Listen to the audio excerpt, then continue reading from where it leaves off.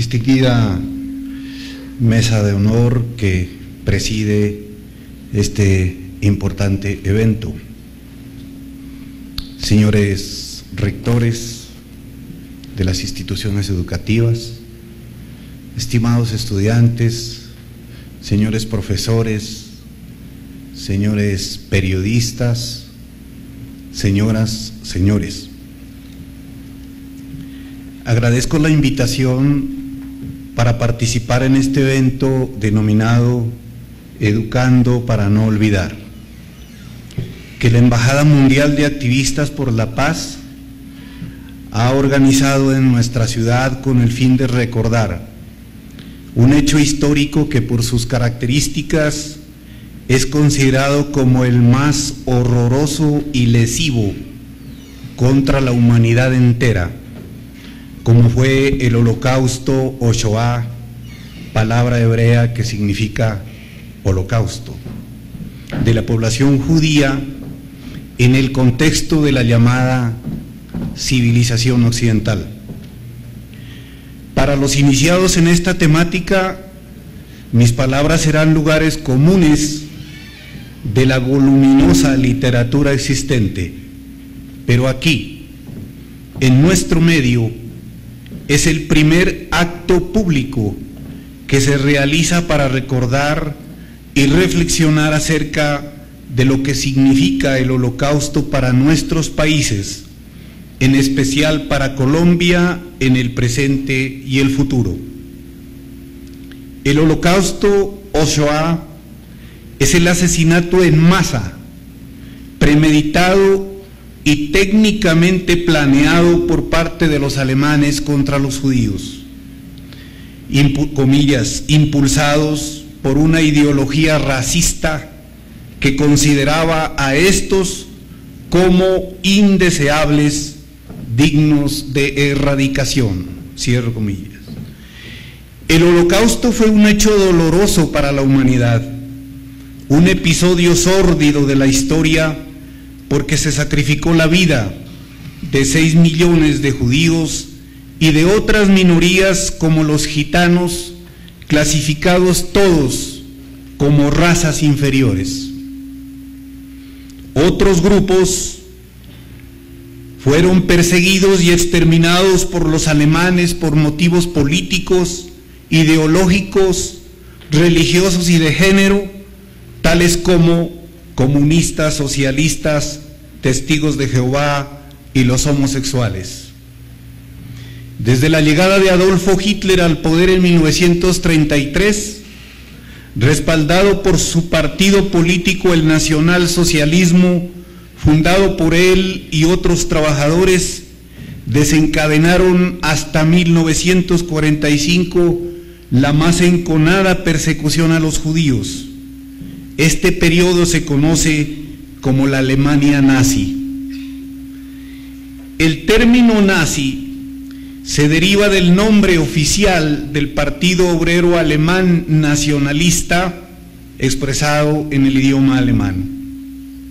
El pensamiento de Hitler se encuentra en su libro Mein Kampf, Mi lucha, que escribió en prisión cuando fue condenado a 5 años por sus ideas fascistas y por plantear en 1924 la construcción de una nueva Alemania y el desconocimiento del Tratado de Versalles, fruto de los acuerdos celebrados entre los países participantes en la Primera Guerra Mundial. Mi lucha se convirtió en la Biblia del Partido Nacional Socialista. Hitler permaneció en prisión tan solo 8 meses. Al salir, su fama se acrecentó y se fortaleció políticamente.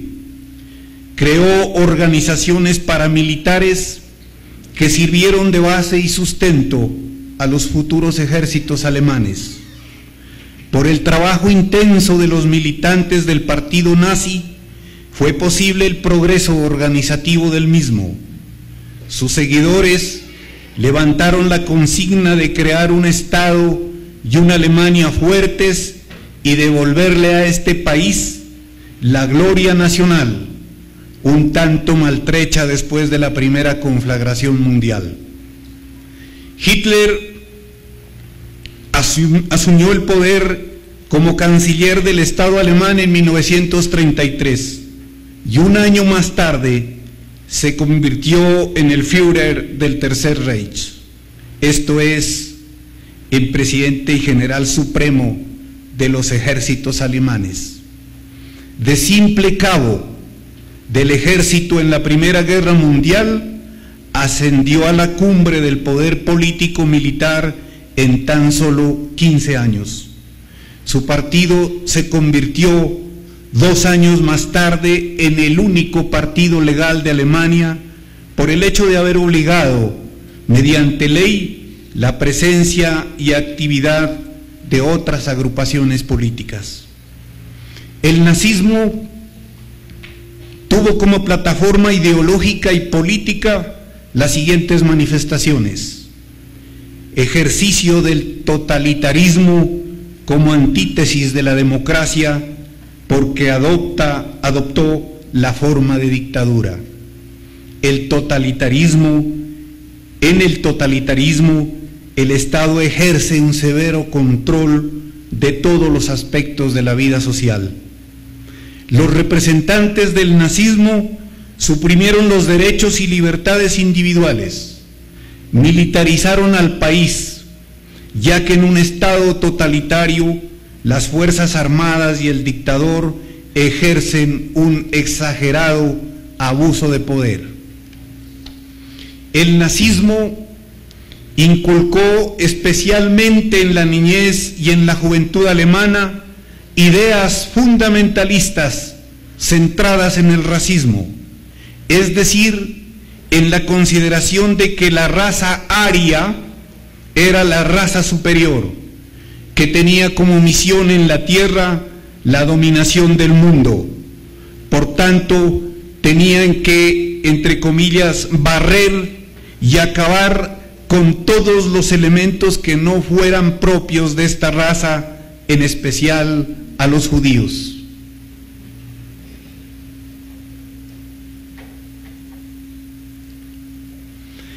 El nazismo, como totalitarismo, prohibió, como dije, la acción de otros partidos políticos a quienes les impidió el derecho de reunión y expresión. El nazismo tuvo como sustento ideológico fundamentalista un profundo y desmedido racismo. Proclamó que los alemanes, como raza superior, tenían pureza de sangre e inteligencia máxima. Por tanto, su destino era dominar a las razas inferiores. Con este principio extremo de exclusión, identificó a los judíos como, comillas, enemigos raciales y como raza venenosa. Por ello, comillas, ningún judío podía formar parte de la nación alemana. Cierro.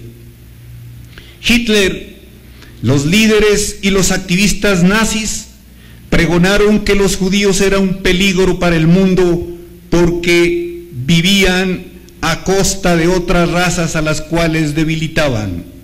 Por eso había que confinarlos en lugares especiales llamados guetos o zonas restringidas de las ciudades sumamente controladas.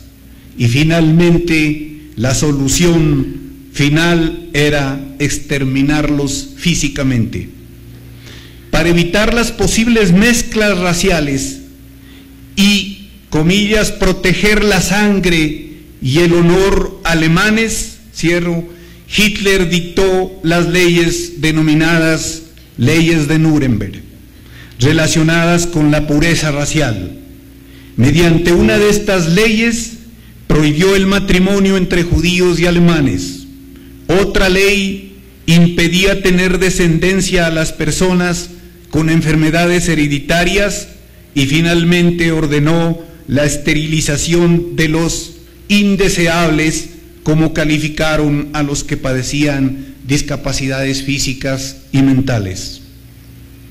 Por otra parte, la concepción racista y hitleriana de la historia se basaba en el principio de que esta no era más que la lucha entre razas que se disputaban el espacio vital, esto es, territorios geográficos. Ello explica igualmente el exterminio de las poblaciones judías para evitar su reproducción y su expansión geográfica. Cuando el crecimiento poblacional amenaza con desequilibrar la economía y los alimentos que prodiga la naturaleza, es mejor desaparecer y liquidar a los más débiles por medio de guerras o estrategias de exterminio. Esta teoría, preconizada por Malthus, fue adoptada por los alemanes contra la población judía. Para la enseñanza de los principios básicos del nazismo y del racismo, se introdujo en todas las escuelas, colegios y universidades la asignatura llamada Ciencia de la Raza, con carácter de obligatoria. Esta ciencia pseudocientífica, que se instituyó bajo los principios del antisemitismo, produjo, sin lugar a dudas, posiciones racistas radicales entre la juventud, objeto de esta manipulación ideológica. Frente a estas posturas racistas, es bueno expresar que no solo Alemania practicó esta política discriminatoria. Toda Europa occidental, a partir del descubrimiento de América, aplicó el concepto de raza para diferenciarse. Recordemos que Hegel, filósofo alemán, 100 años atrás del Holocausto, dijo de los pueblos de América, comillas, estos pueblos de débil cultura perecen cuando entran en contacto con otros pueblos de cultura superior y más intensa. La inferioridad de estos individuos se manifiesta en todo, incluso en su cultura. Cierro. Para el filósofo, los aborígenes americanos eran una raza inferior, en proceso de desaparición. Increíblemente, Hegel dejó por fuera de la historia al Nuevo Mundo porque ubicó a los indios de América en el estadio más bajo de la humanidad. La razón ilustrada occidental creó el mito de la inferioridad de los americanos y de la debilidad de la fauna y la flora del Nuevo Mundo desde el siglo XV. El imaginario euroetnocéntrico estableció una diferencia racial entre europeos e indígenas. Los primeros se proclamaron modernos y a los segundos los clasificaron como primitivos, como bárbaros, como salvajes, quienes para salir de este estadio de inferioridad tenían, a juicio de los europeos, aceptar la civilización occidental que les ofrecía religión, lengua, cultura y educación. Si estos se resistían a recibir el imperio de la civilización, se les declaraba la guerra, como en efecto se les declaró por parte de España. En este caso, y para los europeos, la guerra era justa. La declaración de inferioridad racial de los pueblos no europeos, esto es, de los pueblos de África, Asia y América, y la consideración de que estos se resistían a aceptar los postulados de la modernización y modernidad occidentales, los llevó a estos países colonialistas a cometer los más grandes genocidios de la historia que la historia ha registrado mucho antes, 4 siglos atrás de la masacre de los judíos. Hasta ahora no se ha podido calcular la mortandad de los indios de América cometida por España, portadores de la civilización y de la religión católica. El concepto de raza sirvió como instrumento para clasificar a los pueblos del mundo, a los indios, a los negros, a los mestizos, a los cobrizos, a los amarillos, a los judíos, etc., a quienes se les llamó las malas razas. Los blancos, por su parte, se autoproclamaron como raza superior. Raza, según Aníbal Quijano, sirvió para pintar el mundo de color.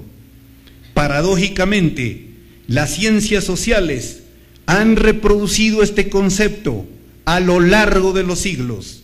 Incluso hasta hoy retumba en los oídos la expresión raza para excluir y marginar al otro al estilo de los colonizadores.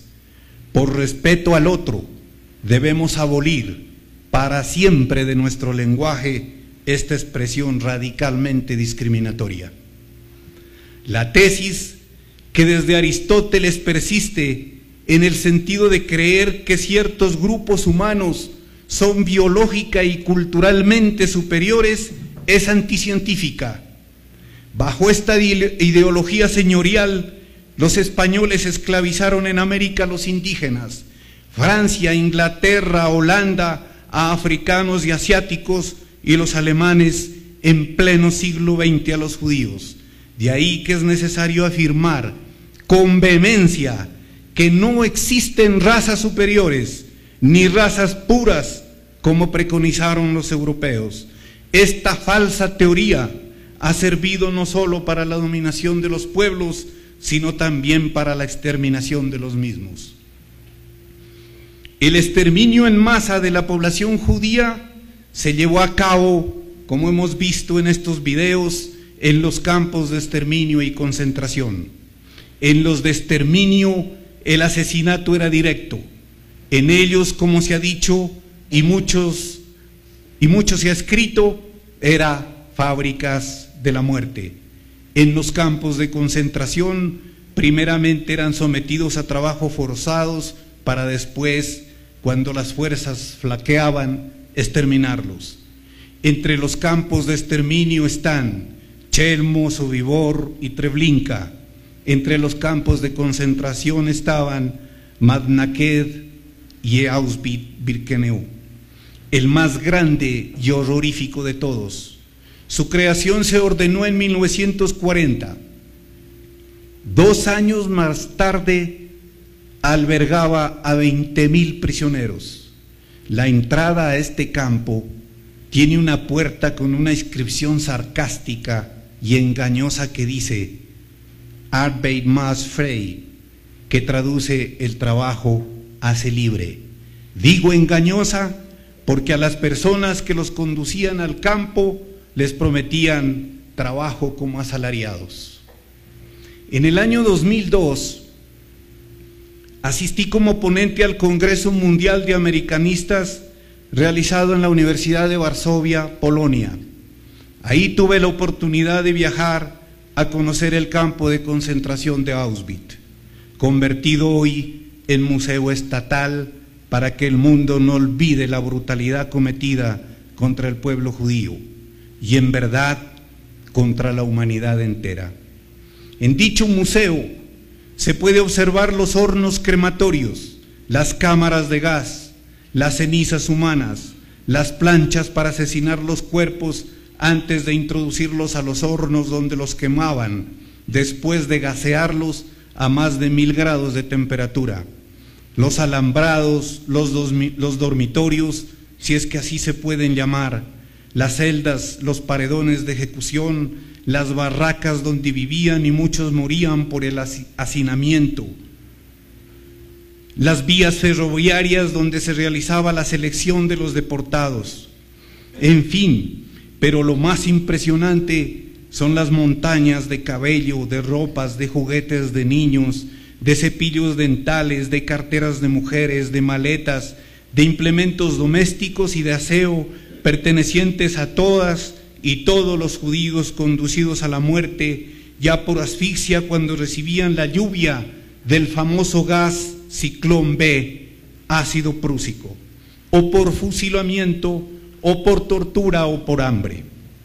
Se calcula que en Auschwitz fueron asesinados 1 millón de judíos entre 1940 y 1945. De los 6 millones de asesinados, 1.500.000 fueron niños. En Auschwitz, en un solo día de un mes de 1944, se sacrificaron 24.000 personas. Tuvo que ocurrir un holocausto para que la humanidad se diera cuenta de lo grave que es el racismo y la racialización de las sociedades, es decir, la entronización de la falsa concepción de que hay razas superiores e inferiores.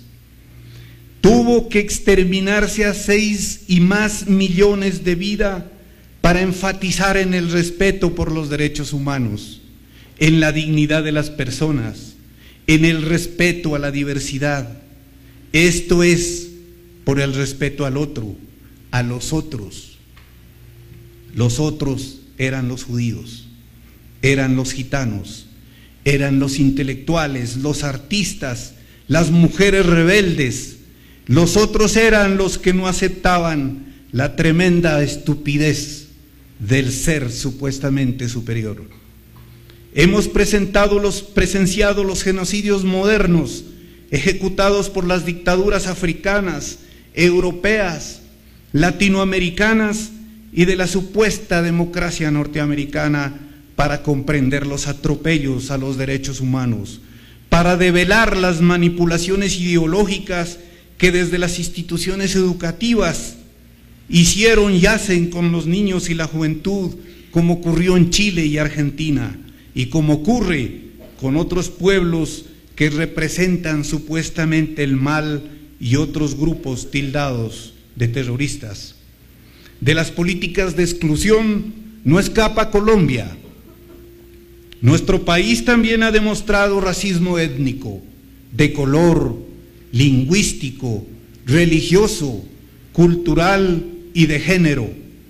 Aunque ha disminuido esta perversa tendencia, aún encontramos estos síntomas que fluyen unas veces con suma sutileza y otras con acciones visibles que nos obliga a revisar nuestros comportamientos y nuestro lenguaje. Es digno de destacar el compromiso que el judaísmo tiene con la paz. La paz es un valor judío, se ha dicho. Esta meta, según ellos, se logra cuando hay justicia social, cuando hay preocupación por las poblaciones vulnerables, por los necesitados y en general por los pobres del mundo. El judaísmo trabaja por la justicia, por la comprensión entre las culturas, entre los seres humanos, por el amor y el respeto. Trabajan contra el racismo y la discriminación porque sufrieron en carne propia arbitrariedades, injusticias y vejámenes. Considero que será siempre oportuno recordar el Holocausto y los genocidios para hacer conciencia sobre la libertad, la paz, la democracia, la alteridad, la diferencia, el pluralismo, en fin, sobre tantos valores plasmados en la filosofía de los derechos humanos, mediante los cuales exaltamos el humanismo como principio fundamental de las sociedades. Estos eventos son escenarios que sirven para enfatizar en la necesidad de construir la paz en nuestro país. Frente a este propósito, la educación juega un papel importante. Ojalá que las instituciones educativas adquieran un compromiso real en el presente proceso que el gobierno adelanta para lograr los acuerdos de paz. El posconflicto requiere de un trabajo arduo para consolidar la paz. La educación tiene este gran reto en el presente. Pensar el futuro de Colombia es pensar en la reconciliación, en la reparación, es pensar en las víctimas, en la población vulnerable y en la construcción de una nueva sociedad. Con respecto a este episodio irracional, como fue el genocidio de la población judía, nos solidarizamos con la propuesta de estructurar un proyecto de ley para involucrar en los currículos de las instituciones educativas la asignatura relacionada con el Holocausto y los genocidios que en el mundo ocurren por el ejercicio de lo que denominamos colonialidad del poder, del saber y del ser por parte de los países imperiales y de ciertos hombres y mujeres que se consideran superiores en el mundo. Muchas gracias.